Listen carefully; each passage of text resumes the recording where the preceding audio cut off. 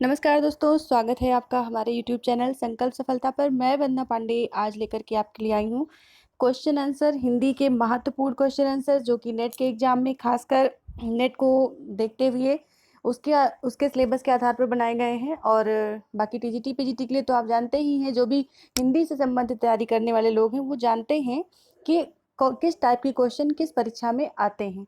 तो ये बताने की ज़रूरत नहीं है, आप जो भी क्वेश्चन यहाँ पढ़ेंगे वो हर परीक्षा में आने वाले हैं।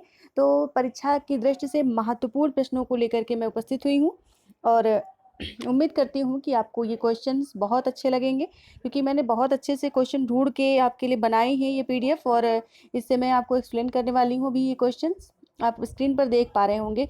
ऑप्शनल क्वेश्चन नहीं है ये है वन लाइनर। बस क्वेश्चन बोलूँगी और आंसर दूंगी, जिससे कि ज़्यादा समय ना लगे, वीडियो ज़्यादा लंबी ना हो, आप देखने में बोर भी ना हो और आपको ज़्यादा से ज़्यादा तैयारी भी हो सके। और जैसे एग्जाम आने वाला होगा तो मैं ऑप्शनल क्वेश्चन लाने की भी कोशिश करूंगी। फिलहाल मैं अभी वन लाइन क्वेश्चन ला रही हूँ। तो क्वेश्चन महत्वपूर्ण है, इनको बहुत अच्छे से सुने, देखें और अच्छा लगे वीडियो तो लाइक करें, चैनल को सब्सक्राइब करें, कमेंट करना ना भूलें, वीडियो को शेयर करना बिल्कुल ना भूलें। चलिए शुरुआत करते हैं आज के पहले प्रश्न की। पहला प्रश्न है, तुलसी की यथार्थ महत्ता इस बात में है तुलसी की यथार्थ महत्ता इस बात में है कि उन्होंने उन गुणों का सदुपयोग किया और लोकमानस तरगायित कर देने वाला यह काव्य दिया जो कम से कम हिंदी साहित्य में बेजोड़ है। इसके कथनकार कौन है? कथनकार कौन है? ये तुलसीदास के लिए लिखा गया है।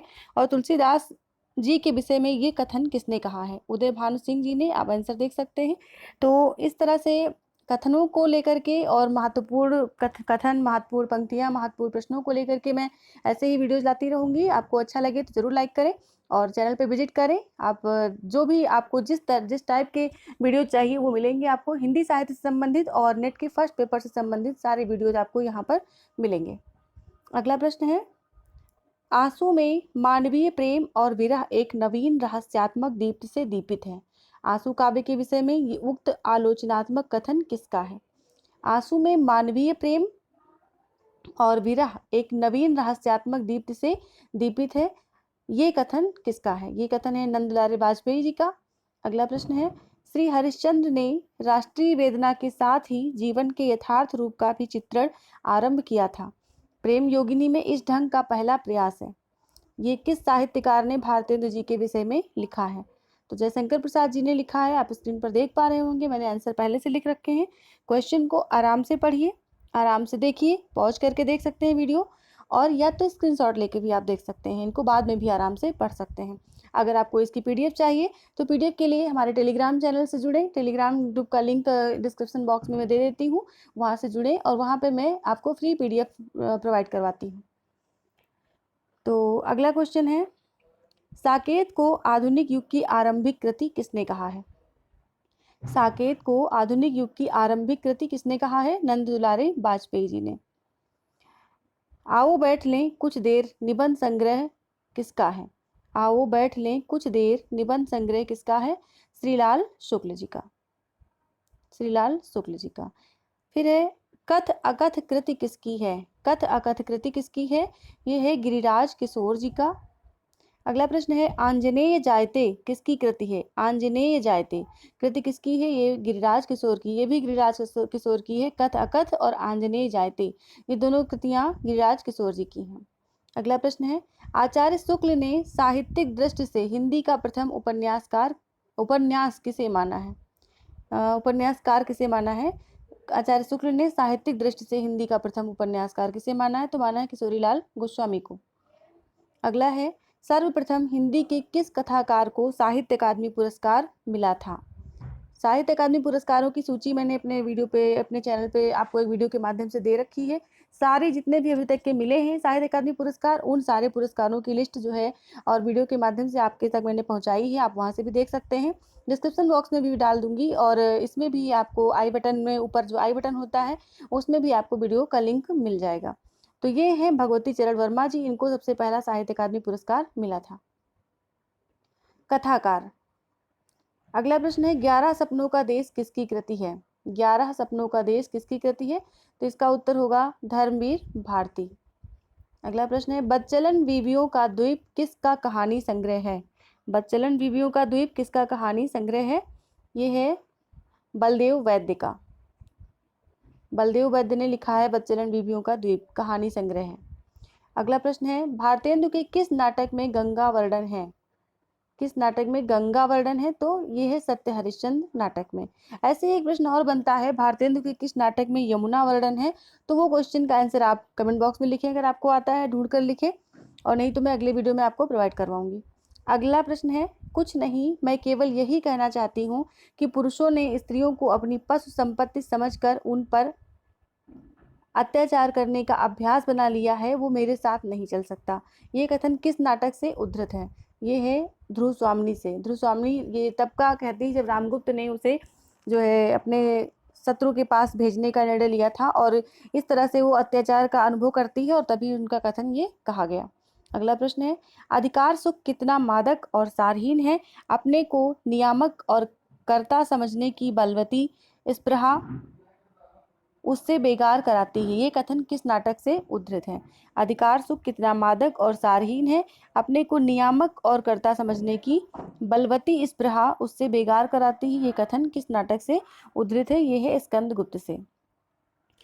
अगला प्रश्न है, मैं उपहार में देने वाली वस्तु शीतल वस्तु नहीं हूँ, मुझ में रक्त की तरह लालिमा है, और मेरा हृदय हुस्न है, और उसमें आत्मसम्मान की ज्योति है। ये कथन किस नाटक से उद्धृत है? ये उद्धृत है ध्रुव स्वामिनी से। उपहार में देने वाली वस्तु नहीं हूँ, जो रामगुप्त ने उठा के मुझे किसी को दे दिया, इस तरह से ये प्रश्न यहाँ से उठता है, और इसको ध्रुव स्वामिनी नाटक में लिखा गया है। अगला है, प्रबोध चंद्रोदय को आधार बनाकर प्रसाद ने अपना कौन सा नाटक लिखा है? प्रबोध चंद्रोदय के आधार पर प्रसाद जी का नाटक है कामना। कामना को लिखा गया है। अगला प्रश्न है, राम की शक्ति पूजा निराला जी की किन दो कविताओं का सार है? राम की शक्ति पूजा जो है निराला जी की ही दो कविताओं का सार है, तो वो कौन कौन सी हैं? वो है तुलसीदास और सरोज स्मृति, इन दोनों का सार है। अगला प्रश्न है, किस कविता में शहरी जीवन पद्धति के दंभ पर कटाक्ष किया गया है? किस कविता में शहरी जीवन पद्धति के दंभ पर कटाक्ष किया गया है? ये किया गया है हरी घास पर क्षण भर में, जो कि अज्ञेय की रचना है, हरी घास पर क्षण भर। अगला प्रश्न है, तमस का कौन सा पात्र कथनी करनी में समान होने की विडंबना को व्यक्त करता है?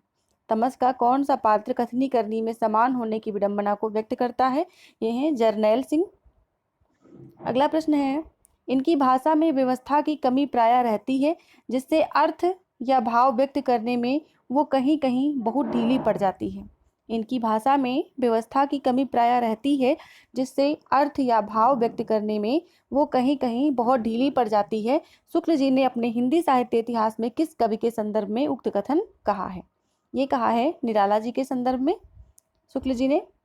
अगला प्रश्न है, वस्तुतः प्रश्न क्या कथन है? वस्तुतः छंद काव्यगत रूप वक्तव्य वस्तु कवि रूढ़ियों और परंपराओं की दृष्टि से जैन साहित्य अपभ्रंश साहित्य का बढ़ाव है। ये कथन किसका है? जो जैन साहित्य और अपभ्रंश साहित्य के संबंध में कहा है, ये कहा है हजारी प्रसाद द्विवेदी जी ने। अगला प्रश्न है, हिंदी साहित्य के अंतर्गत सबसे पहले इतिहास शब्द का प्रयोग कहाँ मिलता है? हिंदी साहित्य के अंतर्गत सबसे पहले इतिहास का प्रयोग मिलता है अथर्ववेद में। अगला प्रश्न है, दीवार में एक खिड़की रहती थी, किसका उपन्यास है? ये है विनोद शुक्ल जी का। विनोद शुक्ल जी का दीवार में एक खिड़की रहती थी।